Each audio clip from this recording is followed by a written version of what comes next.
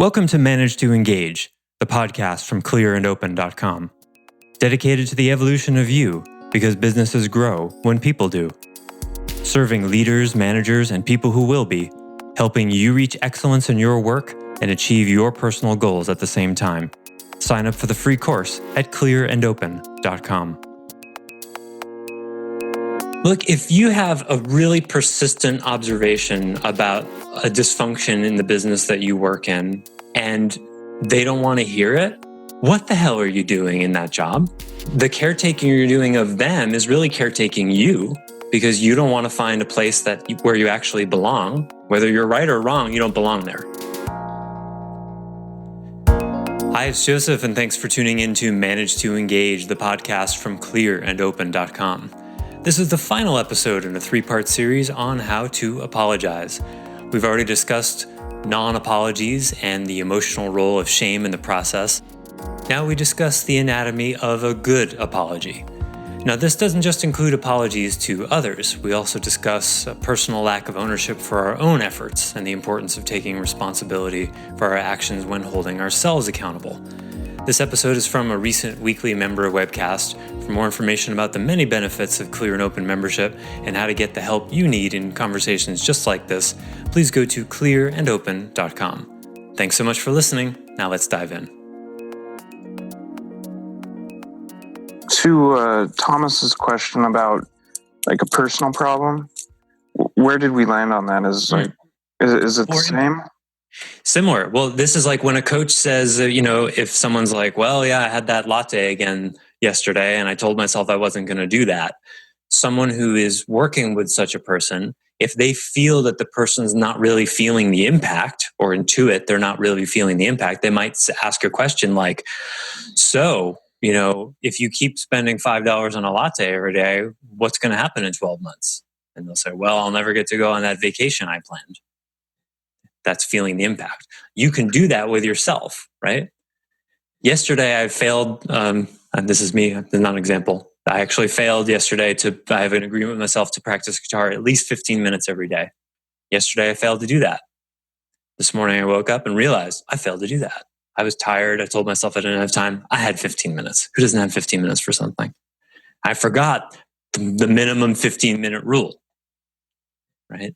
So then I think, okay, and I think of my dream of being a great guitarist and how skipping an entire day isn't going to get me there. And I see myself on that stage playing that song, and then poof, it disappears. And I go, oh, yesterday I did not move toward that goal. I moved away from it. And I make sure I feel that. That's what you can do with yourself. It's obviously much easier if you have someone else helping you. Or it's more painful and you hate it, but still productive when someone else is helping you. Okay. This goes back to this is sort of the metaphysics and the principles behind accountability itself. See, everybody avoids accountability because it's painful and it's squirmy. But you see, when you start to look at it through this lens, that's pain that causes gain. It's good, bad feeling. It feels bad, but it's productive to feel. But if you don't make the distinction between shame and guilt or shame and remorse, then you'll throw the whole baby out in the bathwater. And you can spend your whole life distinguishing between shame and remorse. That's really tricky. Okay, let's go on with the other pieces. Explore root causes. So you already know about root causes from troubleshooting problems. And this is no different. What really happened? So like mistakes were made and it was the Iraq War. Well, I'd want to know, how did this happen again? That wasn't congressional approval of that war, right? There was no two-thirds declaration of war thing for the Iraq War, right? I don't think so. Hasn't been since 1941. Yeah, since World War II. So there's a really interesting underlying cause, because that's like forget Constitution, I believe, right? If not Bill of Rights, Constitution. The Constitution says there's no wars without 2/3 congressional vote, and yet we've certainly dropped a lot of bombs since then. So in integrity, let's either change the rule to whatever they're doing now, you see, it's just crap. There's no responsibility there. Either change the rule and say, well, we think that the founding fathers were wrong about that 2/3 vote thing with war. And we think, we should be able to invade for these reasons instead, because we feel like it. And because communism is coming to get us, or there might be weapons of mass destruction, we heard someone say, or whatever, whatever. There's no integrity in that, right? So one of the root causes of these invasions that people are often apologizing for later is that the rule is not being followed, right? But if you were to actually explore that, well, a lot of people, then what would happen to my my Honeywell and General Dynamics stocks and my Boeing investments? Well, think about all those jobs that would be lost not making those bonds. That could hurt the economy. And what about all the lobbying money and yada, yada, yada? So those are the root causes that people don't want to look at. So root causes on a personal level relate to themes, relate to shadow. Now, it could be what you're apologizing for was sort of a one-off thing. But if, for example, you dropped a ball and misscheduled a meeting, if you have a history of holding things in your head, even though you have a lot of tools for being organized, but you're not using them, then the root cause is your chronic overwhelm. And that's really, really useful. So like dropping balls or being late, this kind of stuff, do you see how important it is to get really upset with yourself? I was late again. I dropped a ball again. I don't like that. Oh, look at this whole room of people was inconvenienced by me showing up late. You feel that. And you dislike the feeling of that. That spurs you to change. And then you go, what's the underlying cause that is making this a pattern? That's what happens in the explore root causes. How is this a pattern? Well, my disorganization. Well, is it causing any other problems? Probably. And then you feel those things. You go on that journey. I would argue that any persistent problem, any pattern of events, the undesirable events that you're struggling with, is because you haven't done one of these steps in a remorseful way, in the expression of ownership way. You haven't gotten really clear about what it is. Probably that's not true for most of you by now, but you haven't really felt the impact all the way. When it's 9 o'clock at night and I'm exhausted and I'm looking at my guitar case going, oh man, I can't do it. What makes me pick it up or not in that moment is the feeling in my heart of how much does my dream matter to me? And am I going to walk upstairs and go to sleep and let it go poof? Or am I going to believe that voice in my head that says, oh, it doesn't matter. It's just one day. You can make a case for either. Which case do you choose in that moment? That happens at the level of heart, I would say, in your heartful relationship to your own dream and your own responsibility for following through and pursuing it. Okay, let me catch up on some text questions. Ed asks, how would you suggest bringing attention to someone in authority about their lack of ownership when it comes to apologizing? You mean someone who is the authority? Bringing to someone has authority over you? Oh yeah, and then yeah. With a ton of excess respect.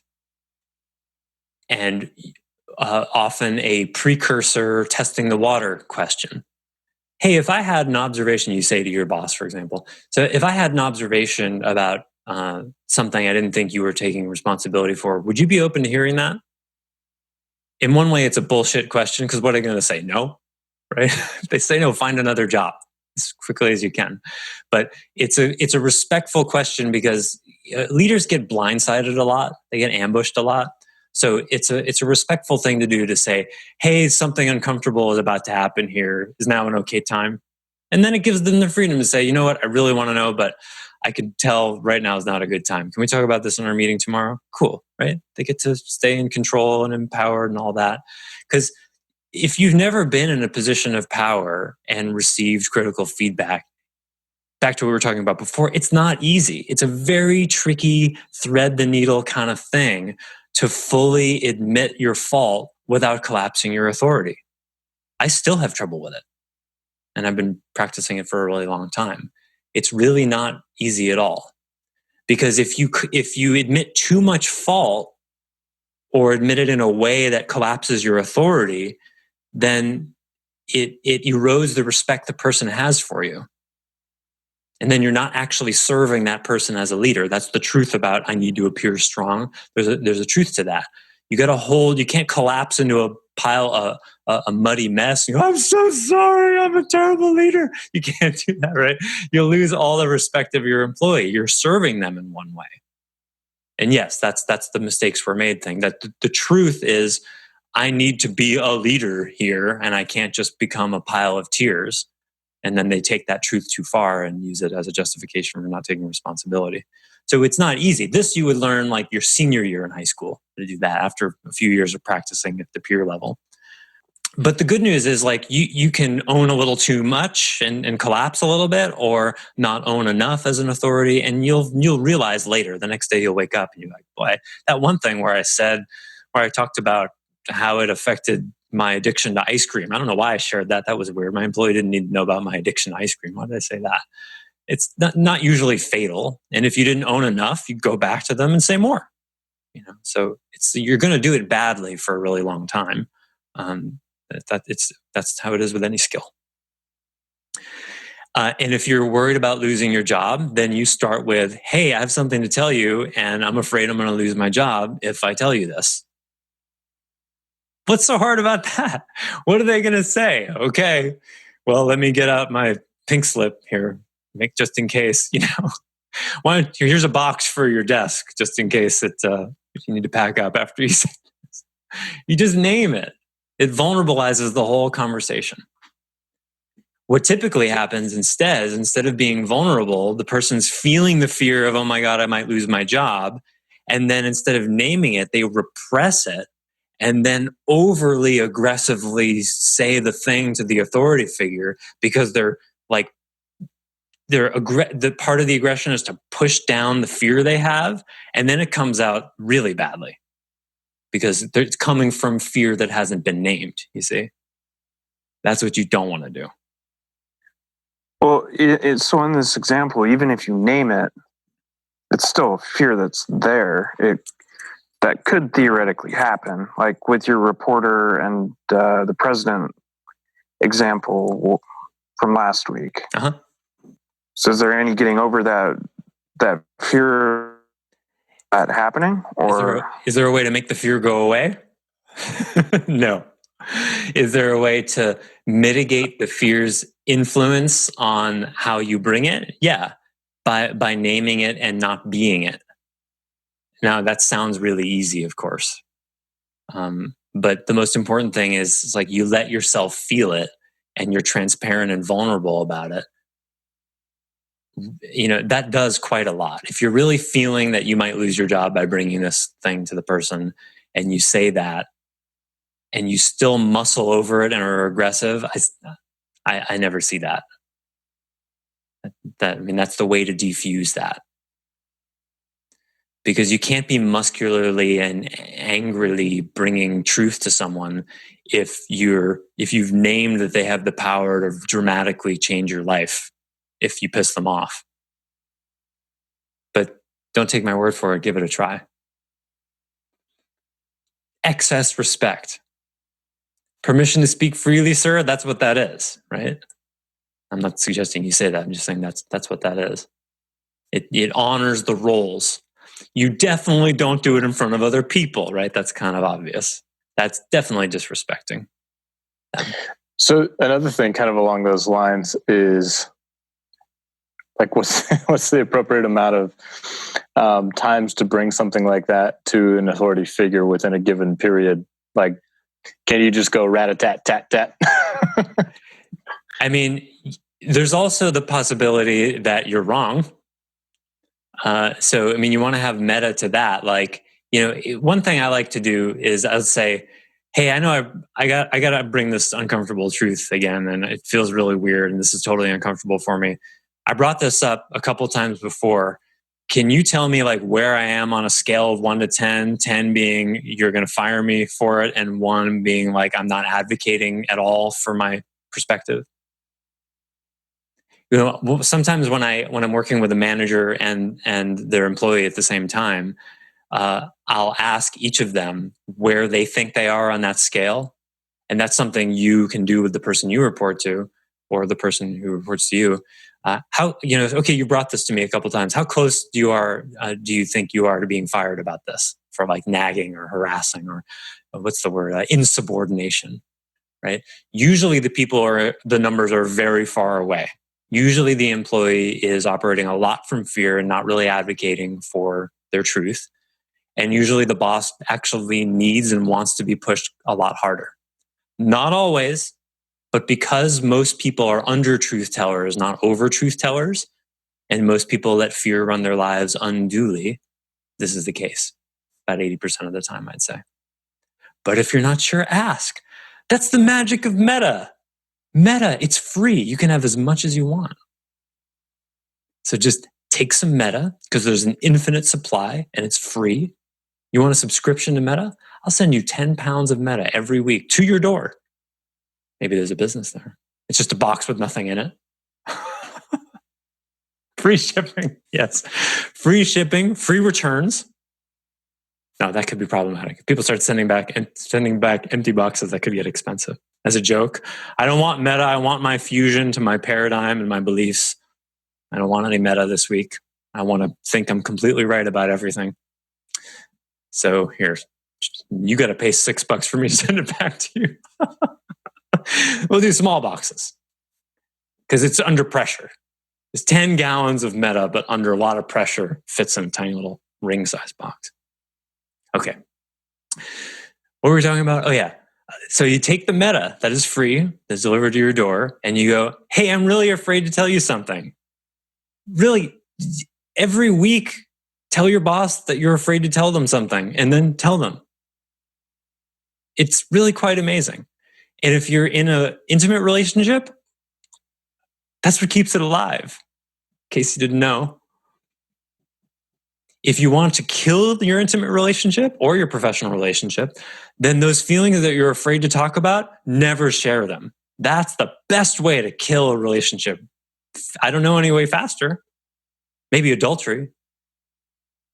That's a little bit faster, maybe. That's sort of the acute version. The chronic version is keeping those little secrets. Oh, I felt this when you did that. Oh, no, I don't need to share that. I don't need to share that. I don't need to share that. 30 years later, where's all the passion in our relationship? I don't know. Where does it go? That's where it goes. Because when you don't share your truth, you're not sharing you. And if you're not sharing you, you're actually not relating. And if you're not relating, the passion dies. That's where it goes. So paradoxically, because the parallel here is really apt, paradoxically, risking the relationship, risking a divorce, risking losing your job is the very thing that makes it alive. Goes back to that whole not keeping or holding tight to things. Yes. How often that comes up. Look, if you have a really persistent observation about a dysfunction in the business that you work in, or something your boss is doing wrong, and you're right about it, and they don't want to hear it, what the hell are you doing in that job? You're wasting your time. So the caretaking you're doing of them is really caretaking you, because you don't want to find a place where you actually belong. Whether you're right or wrong, you don't belong there. You know? So go and find a group of people that you resonate with, whose values resonate with you, where, yeah, that's where you should want to work. Unless you want to suffer, in which case you should stay exactly where you are and keep those secrets and die a slow death over 30 years doing a job that doesn't fulfill you. Completely up to you. I would say I don't have a judgment about which you choose, but that would be a lie. Maybe one day. But it's okay. I really think, like, okay, maybe you're not ready for that. It's cool. Okay, last 2 steps. We'll do quickly. Assess personal accountability. In this case, in the case of remorsifying, there shouldn't be a whole lot more to do if you've Maybe there's some complexity to that, but you're saying, hey, this is on me, but you want to make sure you name all of the different contributions. You covered some of that in the explore the root causes thing. Oh, this is the shadow aspect of me that, and don't say the devil made me do it. Don't say my shadow did this. I let the shadow do this. I dropped the ball. I'm not using tools I have, whatever that is.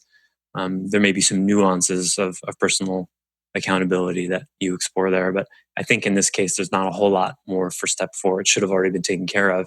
And very importantly, realize small next steps. What are you going to do to make sure this doesn't happen again? What are you already doing? What steps are you taking? This is, to me, where justice really comes home. Because it's like every time a bank or an insurance company screws up, I have to stop myself from being like, I want a copy of the internal investigation that you guys did as a result of, because if you did this with me, I know this same kind of thing is happening with 100 people a day at this giant institution. Tell me what you come up with. And then I have to tell the aspect of me that thinks he's the general manager of the universe, this isn't my problem, relax. He's like, but it's just going to happen again. Yeah, I know. Hey, is this bank paying you to consult them? No. Then do you want to be free or do you want to be right? Is the question I ask him. He goes, free. Sometimes that takes a couple of days. Sometimes it takes a couple of minutes.